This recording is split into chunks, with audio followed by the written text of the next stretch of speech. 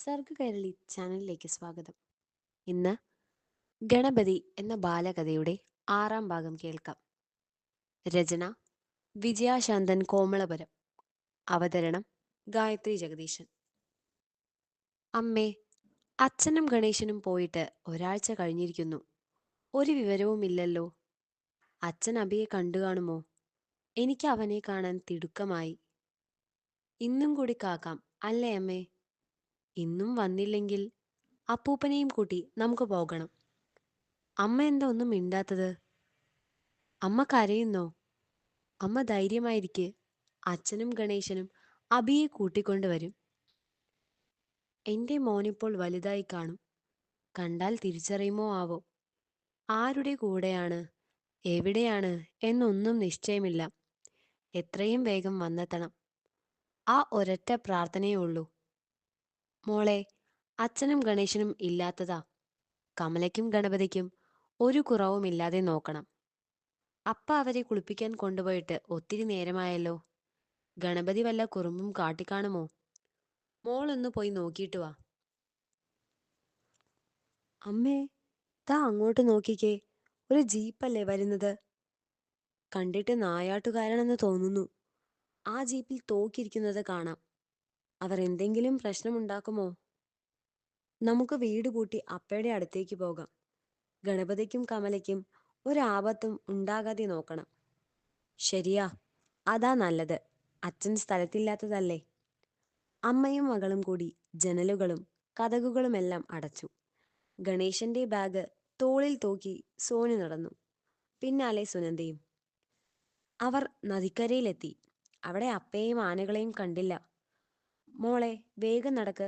എത്രയും വേഗം അപ്പയുടെ അടുത്തെത്തണം. ശരിയമ്മേ, നമുക്ക് ഈ വഴി പോകണ്ട. ആ നായാട്ടുകാർ നമ്മളെ കണ്ടാലോ? ശരിയാ മോളെ, ആ കുറ്റിക്കാടിന്റെ സമീപത്തു കൂടി പോകാം. പകലായതുകൊണ്ട് പേടിക്കണ്ട. വൃക്ഷങ്ങൾ ധാരാളം ഉള്ളതുകൊണ്ട് നമ്മളെ ആരും കാണുകയുമില്ല. അതിലേ പോയാൽ അപ്പയുടെ അടുത്ത് വേഗം എത്താം.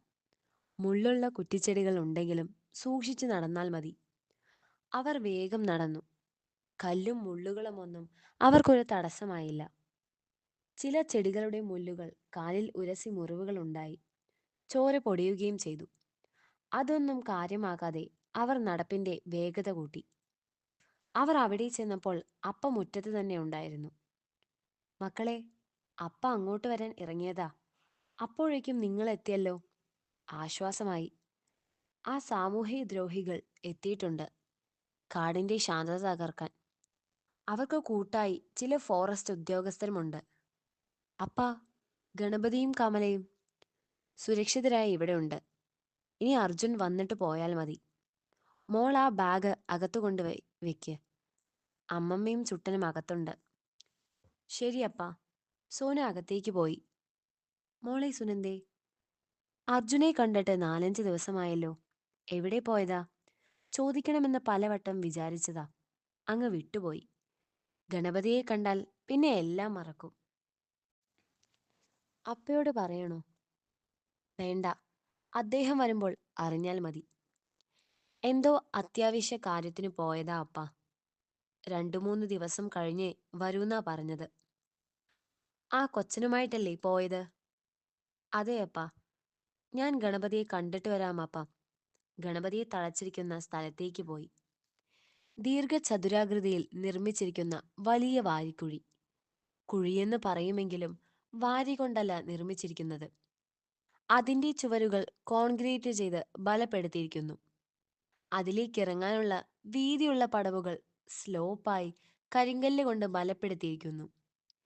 ഗണപതിക്കും കമലയ്ക്കും മാത്രമല്ല, അവർക്കെല്ലാവർക്കും അതിൽ കടന്നിരിക്കുവാനുള്ള സൗകര്യമുണ്ട്. സുനന്ദയുടെ പിന്നാലെ സോനുവും ചെന്നു. പ്രവേശന ദ്വാരത്തിൽ സ്ഥാപിച്ചിരിക്കുന്ന റെഡിമെയ്ഡ് പുൽമേട് മാറ്റി അകത്തേക്ക് കയറി. പുൽമേട് ഇരുന്നതുപോലെ തന്നെ തിരികെ വച്ചു. അവിടെ അങ്ങനെയൊരു ഗുഹയുണ്ടെന്ന് ആരും പറയില്ല. അവിടെ എത്താറായപ്പോൾ ഞുട്ടാ ഞുട്ടാന്ന് വിളിച്ചുകൊണ്ട് നാഗി അവന്റെ തോളിൽ വന്നിരുന്നു. എന്നിട്ട് വഴികാട്ടാൻ എന്ന പോലെ പറന്നു. അവൻ നാഗിയുടെ പിന്നാലെ ചെന്നു. വഴി കാട്ടിത്തരാൻ നാഗിയുള്ളതുകൊണ്ട് പെട്ടെന്ന് അവിടെ എത്തി. ആ വീടിനു ചുറ്റും നടന്നു. ആരെയും കണ്ടില്ല. നാഗി എങ്ങനെ അകത്ത് കയറും? വാതിലുകളൊന്നും തുറന്നു കിടപ്പില്ല. വഴി കണ്ടുപിച്ചാം നുട്ട. നാഗി ഉയർന്നു പറന്നു നോക്കി. എന്നിട്ട് ഒരു വൃക്ഷക്കൊമ്പിലിരുന്നു. ആ കൊമ്പ് കെട്ടിടത്തിന്റെ മുകൾ ഭാഗം വരെ നീണ്ടതായിരുന്നു. സമയം ഒട്ടും പാഴാക്കാതെ ചുട്ടൻ ആ മരത്തിൽ കയറി. നുട്ട, സൂക്ഷിക്കണം. കെട്ടിടത്തിന്റെ മുകളിലേക്ക് ചാഞ്ഞു കിടക്കുന്ന കൊമ്പിൽ കൂടി പയ്യെ പയ്യെ കെട്ടിടത്തിന്റെ മുകളിലേക്ക് ഊർന്നിറങ്ങി. ഭിത്തിയുടെ മുകളിലായിട്ടിരിക്കുന്ന ദ്വാരങ്ങൾ കണ്ടു. ഒരു ദ്വാരത്തിൽ കൂടി നോക്കി. ഒരുപാട് പേപ്പറുകൾ കെട്ടുകെട്ടായി അടുക്കി വച്ചിരിക്കുന്നു. ഇരുമ്പിന്റെ മേശയും അലമാരയും കാലിന്റെ താഴെ ചക്രമുള്ള കസേരകളും. ഇത് സർക്കാർ ആഫീസാണെന്നാ തോന്നുന്നത്. എന്തായാലും ഒന്ന് കയറി നോക്കാം. അകത്ത് കയറുവാൻ ഒരു മാർഗവും കണ്ടില്ല. ഒരു ജനൽ വഴി നാഗി അകത്തേക്ക് പറന്നു കയറി. ഇത് കണ്ട ചുട്ടൻ ജനൽ പൊളിച്ചു. ചതുക്കിച്ചതായതുകൊണ്ട് പൊളിക്കുവാൻ എളുപ്പമായിരുന്നു. അവനും അകത്ത് കടന്നു. ഓരോ മുറിയിലും കയറി. അടഞ്ഞു കിടക്കുന്ന ഒരു കൊച്ചുമുറി. ക്ലോസറ്റും പൈപ്പും കണ്ടു. ഇതൊരു ശൗചാലയമാണെന്ന് മനസ്സിലാക്കി. എന്തോ ശബ്ദം കേൾക്കുന്നല്ലോ. ചെവി കൂർപ്പിച്ചു. ഒന്നും മനസ്സിലാക്കാൻ കഴിയുന്നില്ല. നാഗി താക്കോൽ പഴുത് കാട്ടിക്കൊടുത്തു. താക്കോൽ പഴുതിലൂടെ അവൻ നോക്കി. ക്ലോസറ്റും പൈപ്പുമൊക്കെ കണ്ട് സംശയിച്ചതുപോലെ തന്നെ ഇത് ശൗചാലയം തന്നെ. വെളിച്ചം കുറവായതുകൊണ്ട് തന്നെ ഒന്നും വ്യക്തമായി കാണുന്നില്ല. എന്തോ ശബ്ദം കേൾക്കുന്നുണ്ടല്ലോ. അവൻ സൂക്ഷിച്ചു നോക്കി. അവിടെ എന്തോ കിടക്കുന്നു. അനങ്ങുന്നുണ്ട്. വീണ്ടും വീണ്ടും നോക്കി. രണ്ടുപേർ അവശരായി കിടക്കുന്നു. വായിൽ എന്തോ തുരുകി വച്ചിരിക്കുന്നു. കൈകാലുകൾ ബന്ധിച്ചിരിക്കുന്നു. പച്ച പാൻസും പച്ച ഷർട്ടും ധരിച്ചിരിക്കുന്നു. ഗാർഡുകളാണെന്ന് തോന്നുന്നു. നാഗി, വാ, നമുക്ക് പോകാം. പോയിട്ട് അക്കമ്മയുമായി വരാം. അവനും നാഗിയും തിരികെ വന്നു. സോനുവിനോട് വിശദമായി എല്ലാം പറഞ്ഞു.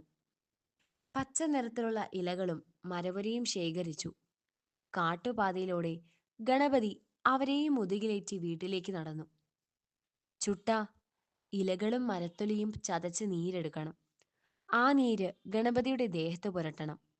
ഉണങ്ങിക്കഴിയുമ്പോൾ ഗണപതിയുടെ ദേഹം പച്ചച്ചിരിക്കും. നമുക്ക് അതിരാവിലെ തന്നെ ആ സ്ഥലത്തെത്തണം. ശരിയാക്കമ്മേ. എല്ലാവരും ഉറക്കമായപ്പോൾ അവർ നീരുണ്ടാക്കി ഗണപതിയുടെ ദേഹത്താകെ പുരട്ടി. സോനു, മോളെ എന്നുള്ള വിളി കേട്ട് രണ്ടുപേരും സുനന്ദയുടെ അടുത്തേക്ക് ഓടിയെത്തി. എന്താ രണ്ടാളും ഭക്ഷണം കഴിക്കാതിരുന്നത്? വേഗം കഴിച്ചിട്ട് കിടന്നുറങ്ങാൻ നോക്ക്. പാതിരയായി. രണ്ടാളും ഭക്ഷണം കഴിച്ച് കിടന്നുറങ്ങി.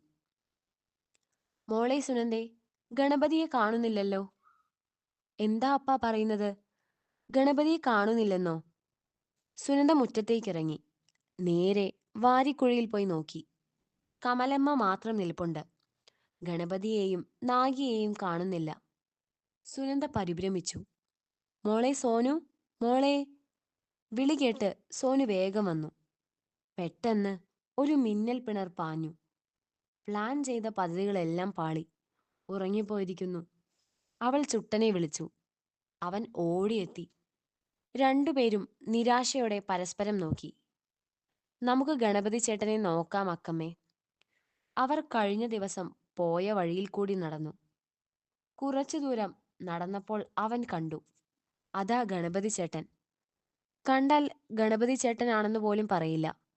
പച്ചപ്പുള്ള ഒരു കുഞ്ഞൻ കുന്ന് ഒഴുകി വരും പോലെ. ഈ കഥയുടെ അടുത്ത ഭാഗവുമായി വീണ്ടും കാണാം.